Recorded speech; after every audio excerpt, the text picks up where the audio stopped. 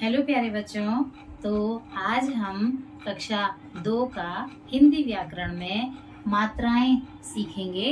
हमारा जो ये है तीसरा पाठ है मात्राएं।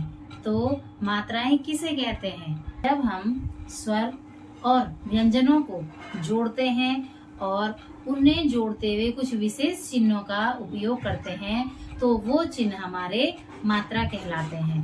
तो मात्रा किसे कहते हैं? हिंदी भाषा में स्वरों को लिखने के लिए निर्धारित चिन्हों को मात्रा कहते हैं।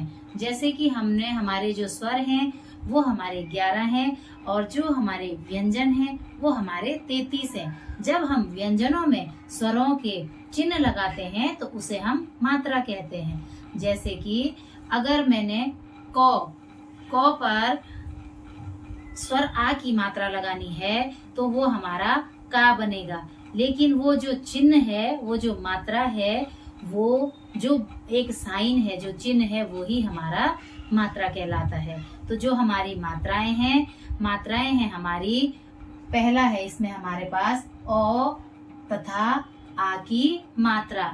वैसे तो अ की कोई मात्रा नहीं होती है, लेकिन जब हम व्यंजन के साथ लिखते हैं तो उच्चारित में वो क धन अ बोला जाता है। उसे हलंत चिन्ह के द्वारा प्रदर्शित किया जाता है। जैसे मैंने यहाँ पर एक ही एग्जाम्पल लिखा हुआ है। क को कैसे लिखते हैं? क धन ओ। अभी हमारा क बना, ऐसे ही हमारा ख धन ओ, ग धन ओ, घ धन ओ, ये हमारा ग धन ओ। तो तब जाकर के जो हमारा है, जो बिना मात्रा वाला, या इसे हम अ की मात्रा कहते हैं। अब है हमारे पास इसमें जो क की मात्रा है, क की जो हमारे अ की मात्रा है, अ से बनने वाले कुछ शब्द हैं। जैसे कि यहाँ पर बना रखा है कमल, तो क धन म धन ल, ये बन गया हमारा कमल। जैसे कलश, क धन ल धन श, कलश। इसमें कोई मात्रा नहीं है। दूसरा है इसमें चित्र बना रखा, ये है जो चित्र, ये है शलगम का, श धन ल धन ग धन म, शलगम। तो ये हमारा शलगम का चित्र है। ऐसे ही जैसे हम नहर, न धन ह धन र, नहर। मटर, म धन ट धन र, जो ये वाले हैं ये हमारे अ की मात्रा के शब्द हैं। इसमें कोई मात्रा नहीं है, केवल अ जो है वो उच्चारित होता है। दूसरा है आ की मात्रा के शब्द। जो आ की मात्रा है उसे हम अंग्रेजी का जो कैपिटल लेटर का टी है उस मात्रा के रूप में आ की मात्रा को डालते हैं। तो हमारा अ की मात्रा हो गया है कमल, शलगम, दो चित्र के साथ दर्शाया गया है। अब है आ का जो है वो अंग्रेजी का जो टी है कैपिटल टी, वो उसकी तरह आ की मात्रा होती है। आ स्वर की मात्रा टी है। अब जैसे यहाँ पर ये चित्र बन रखा है पालक का, तो प पे आ की मात्रा लगी, पा ल क, पालक। जो आ की मात्रा होती है वह हमेशा वर्ण के बाद लगाई जाती है। आ स्वर की मात्रा किसी भी वर्ण के बाद लगेगी। जैसे कि कागज है तो क पे आ की मात्रा लगी, का ग ज, कागज। जैसे गाजर है तो ग पे आ की मात्रा लगी, गा ज र, गाजर। इसी प्रकार से हम और उदाहरण भी दे सकते हैं आ की मात्रा वाले। अब है ई और ई की मात्रा, बोलने में ही ई और ई की मात्रा। तो पहले हम देखेंगे ई की मात्रा। यह जो है स्मॉल लेटर के एफ टाइप का होता है, बस एफ को जोड़ना है। तो ई की मात्रा जो है इस इधर से मुड़ती है, और जो ई की मात्रा है वह हमेशा वर्ण से पहले लगाई जाती है। अब जो हमारा ई की मात्रा से संबंधित उदाहरण है, जैसे कि ये किताब बनाई हुई है सारंगी की, तो क पर ई की मात्रा लगी, ता ब, तो ये मात्रा जो है वर्ण से पहले लगेगी, ये हो जाएगा किताब। ऐसे ही किसान, क पे छोटी की मात्रा की, सा नो किसान। गौ पे छोटी की मात्रा गी टा रो गिटार। इसी प्रकार से जैसे यहाँ पर दूसरा चित्र बना रखा है चिमटा, यहाँ पर चिमटा बना रखा है तो चौ पे छोटी ई की मात्रा लगी ची मोटा, ये हमारा बन गया चिमटा। अब हम जब छोटी ई की मात्रा लगाते हैं, जैसे कि गौ पे छोटी की मात्रा लगाई गिटार और चौ पे हमने छोटी की मात्रा लगाई चिमटा, जौ पे हमने छोटी ई की मात्रा लगाई जिगर, झौ पे हमने छोटी ई की मात्रा लगाई फिर झिल और फिर मौ पे भी छोटी की मात्रा लगाई मिल झिल मिल, और फिर हमने टौ पे जैसे छोटी की मात्रा लगाई टिप टिप हुआ, तौ पे छोटी ई की मात्रा लगाई तिरछा। इसी प्रकार से हम जो है मात्राओं को बच्चों को मात्रा लगाना सिखाएंगे। अब है ई, बोलने में ई की मात्रा। तो जो ई की मात्रा है वह हमारी इस तरफ से लगती है, वर्ण के बाद लगती है, और जो छोटे ई की मात्रा है वह हमारी वर्ण से पहले लगती है। तो जब हम ई की मात्रा लगाते हैं तो उसको हम हमेशा वर्ण के बाद लगाते हैं। ये मैंने बना रखी है कील, तो क पे ई की मात्रा लो, ये बन गया हमारा कील। ऐसे ही क पे बड़ी ई की मात्रा लगाई कीड़ा कीड़ा, ख पे बड़ी ई की मात्रा लगाई खी रो खीर, गौ पे बड़ी ई की मात्रा लगाई गीला गीला, घ पे बड़ी ई की मात्रा लगाई घी या घिया, चौ पे बड़ी ई की मात्रा लगाई ची लो चील। इसी प्रकार से हम प्रत्येक वर्ण पर बड़ी ई की मात्रा लगा करके बच्चे को मात्राओं का ज्ञान दे सकते हैं कि हर वर्ण पर मात्रा लगा करके उसकी जो साउंड है, उसकी जो ध्वनि है वह बदल जाती है। जैसे कि यहाँ पर ये है मकड़ी का चित्र बना रखा, मो क ड़ पे बड़ी की मात्रा लगाई ड़ी, ये बन गया हमारा मकड़ी। हमने अभी तक अ आ ई की मात्रा सीखी। अब है उ और ऊ की मात्रा। तो बोलने में ही जब हम शुद्ध उच्चारण करेंगे तो बच्चे को समझ में आ जाएगा कि यहाँ पर छोटी ई, बड़ी ई, छोटा ऊ, बड़ा ऊ कौन सी मात्रा लग रही है। तो यहाँ पर है उ की मात्रा। जो ऊ की मात्रा होती है वह इधर को होती है हमारे, अब जो हमारी यू जैसे बनती है और उसके इस साइड से 0 होता है। तो जब हम ऊ की मात्रा का जो हमारा साइन है वो ये है, जैसे कि हमारा हिंदी का 7, ये हमारे छोटे ऊ की मात्रा है। अब यहाँ पर जो बना रखा है चित्र, ये है तुलसी का पौधा।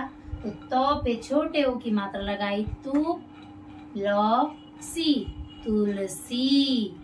यहाँ पर कुदाल बना रखी है, क पे छोटे ऊ की मात्रा लगाई कु दा लो कुदाल। गौ पे छोटे ऊ की मात्रा लगाएंगे तो वो बन जाएगा गुल गुला।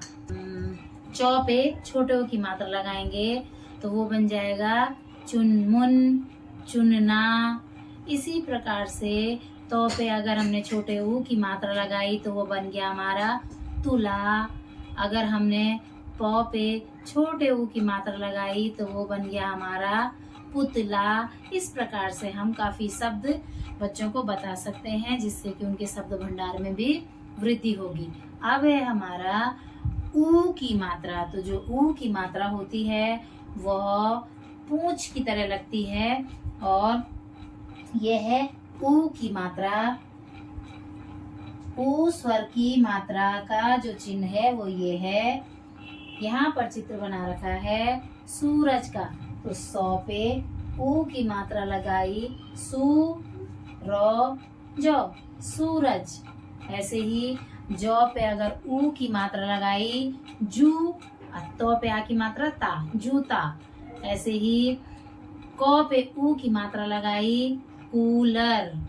ख पे ऊ की मात्रा लगाई खून। ग पे ऊ की मात्रा लगाई गूंजना। ऐसे ही हम च पे ऊ की मात्रा लगाएंगे चूसना। ऐसे ही छ पे ऊ की मात्रा लगाएंगे छूना। ज पे हमने ऊ की मात्रा लगाई जूते। झ पे ऊ की मात्रा लगाई झू, और यहाँ पर बना रखा है झूला। तो झ पे ऊ की मात्रा लगाई झूला, ये बन गया हमारा झूला। तो हमने जो हमारे व्यंजन हैं, व्यंजनों पर जब हमने स्वरों की मात्रा को लगाया तो एक चिन्ह का उपयोग किया है।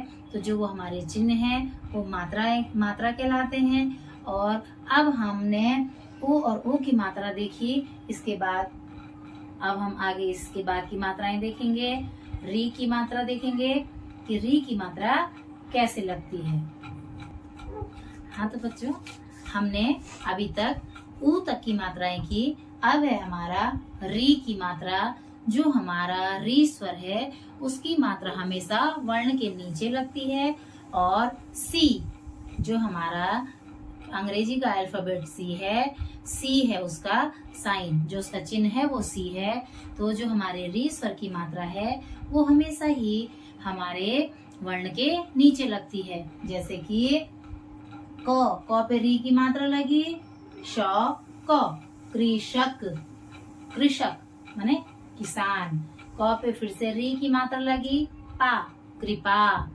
ऐसे ही यहाँ पर है व पे री की मात्रा लगी अक्ष, वृक्ष।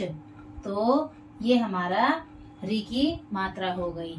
ऐसे ही पितृ, मातृ, जो हमारे कुछ संस्कृत के शब्द हैं उनमें भी री की मात्रा जो है वो लगाई जाती है। अब जैसे यहाँ पर है री के बाद है हमारा ए और आई की मात्रा। तो जो ए और आई की मात्रा है वह हमेशा वर्ण के ऊपर लगती है। जो ए की मात्रा है उसमें एक जो है मात्रा लगती है, और जो आई की मात्रा है उसमें दो मात्राएं लगती हैं। तो जैसे कि एक जो स्वर की मात्रा है वह एक मात्रा है वर्ण के ऊपर। तो जैसे सेब बना रखा है, सौ पे ए की मात्रा लगी से ब, सेब। क पे ए की मात्रा लगी केला, केला। ऐसे ही केसर, खेत, गेट। हम प्रत्येक वर्ण पर एक ही मात्रा लगा करके बच्चों को नए शब्द बता सकते हैं। अगला है आई की मात्रा। जो आई की मात्रा है, आई की मात्रा वर्ण के ऊपर दो मात्राएं लगती हैं। जैसे यहाँ पर थैला बनाया हुआ है, थ पे आई की मात्रा लगी ला, थैला। ऐसे ही यहाँ पर चिड़िया बना रखी है मैं ना, मो पे आई की मात्रा लगी मैं ना, मैना। अब हमने क पे आई की मात्रा लगाई कैंची। जैसे कि हमने च पे आई की मात्रा लगाई चै और सा, चैसा। इस प्रकार से हम आई की मात्राएं बता सकते हैं। अगला है ओ और आओ की मात्रा। जो ओ की मात्रा है वह हमेशा वर्ण के बाद एक मात्रा और एक डंडी। तो जो आओ की मात्रा है वो हमेशा वर्ण के बाद लगती है। जैसे यहाँ पर बना रखी है टोपी, तो टॉ पे ओ की मात्रा लगी टोपी, टोपी। यहाँ पर ड पे ओ की मात्रा लगी री, डोरी, डोली। इसी प्रकार से अब हमारा आओ की मात्रा है। जो आओ की मात्रा है वह भी वर्ण के बाद लगती है, और उसमें एक डंडी के साथ दो मात्राएं ऊपर को लगती है। इसमें जैसे कि है हमारे पास दिया हुआ दो मात्राएं इसमें ऊपर को लगेंगी। नौ पे ओ की मात्रा लगी नौ का, नौ का। यहाँ पर खिलौने बना रखे हैं खी, लो ना, खिलौना।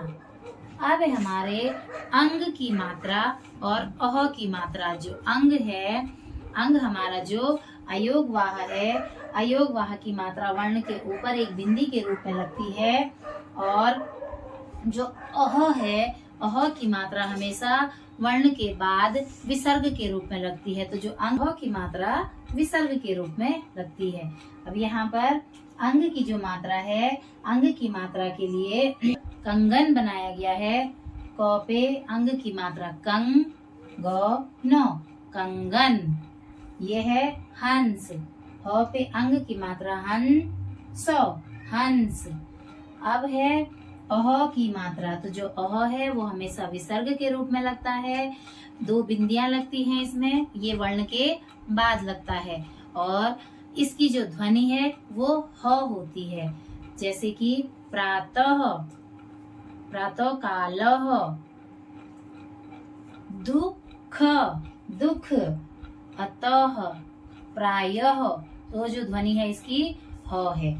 अब है इसमें र में उ और ऊ की मात्रा। तो जो र में ऊ की मात्रा लगती है, तो र में जब उ की मात्रा लगी तो र पे र धन, ऊ की मात्रा धन, प धन या। ये बन गया हमारा रुपया, रुपया। अब है ग, ग में उ की मात्रा गु, र में उ की मात्रा गुरु। ये हमारे र पर छोटे ऊ की मात्रा थी। अब है हमारा र में बड़े ऊ की मात्रा कैसे लगाई जाती है।